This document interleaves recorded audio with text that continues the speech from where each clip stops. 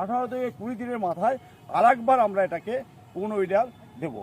কোনোইডার দেওয়ার পর 20 থেকে 22 দিনে এই প্রত্যেকটা গুছি আমরা এখান থেকে তুলব। তখন এক একটা গুছিতে দেখা যাবে 22 থেকে 24টা অ্যাক্টিভ গাছ হয়ে গেছে।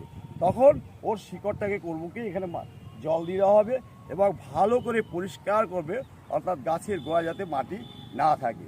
এবং সেটা দুটো ভাগে ভাগ করব।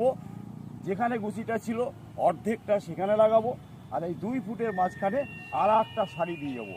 অর্থাৎ দ্বিতীয়বার যখন আমরা 20 থেকে 22 দিনে লাগাবো, তখন আমাদের পেশিংটা হয়ে যাবে একটা সারি থেকে আর একটা সারি হচ্ছে 1 ফুট, আর গুছি থেকে গুছির দূরত্ব হচ্ছে 7 ইঞ্চি। এটা হলো হয় কি, যেটা আমরা আমাদের পর্যবেক্ষণ যে পুরনো যে শিকড়টা সেটা নষ্ট হয়ে যাচ্ছে, আবার নতুন শিকড় হচ্ছে। এই নতুন শিকড়টা যখন ধানটা ফোলে এবং পাকে 100% বেঁচে থাকে। আর যদি আমরা চাষি যেটা করে সেটা যেহেতু আর হয় না, সেই পুরনো শিকড়ের যখন ধান ফোলে এবং পাকে প্রায় 70% শিকড় নষ্ট হয়ে যায় এবং ধান গাছের হাইটটা বেশি থাকে।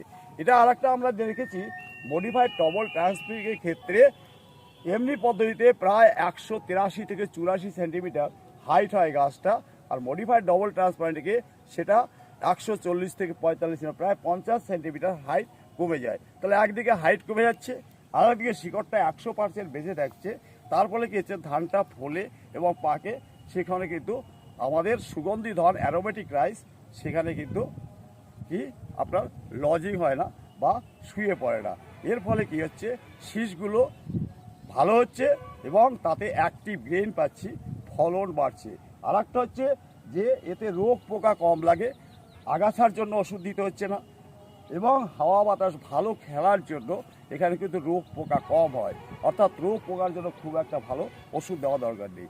রাসায়নিক সার শুধু পটাশ আর একটু ফসফেট দিলেই হয়, নাইট্রোজেন ঘটিত সার আমরা দিই না। তার ফলে কি হচ্ছে, খরচ কম হচ্ছে অথচ ফলনটা বাড়ছে। মডেল ফার্মের যে নামটা সেটা আমার কাছে প্রতিষ্ঠিত হবে। সবাইকে ধন্যবাদ জানিয়ে যার কথা আমি শেষ করলাম। নমস্কার।